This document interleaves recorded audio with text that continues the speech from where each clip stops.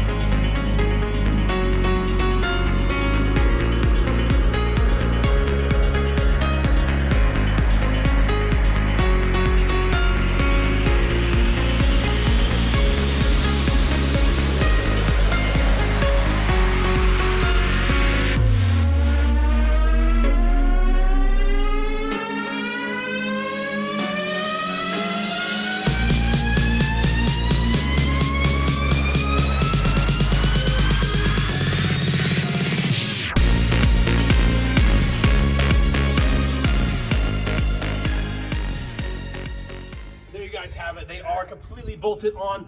The install was a little bit more complicated than we originally thought, but after modifying the mounts a little bit, the bolts all did fit. To make it more secure, I am going to go ahead and just weld all the seams and weld these guys fully on there, just because I do like how they look. So they're pretty great. I'm super excited. These things should take much more of a beating than the other ones. Make sure you have a jack and all that stuff when you guys are doing this. Totally forgot I had mine in the bed. So we were using our box, which didn't really work. But I think they came out great. So thank you guys for watching, like and subscribe, and stay tuned for more to come. See ya.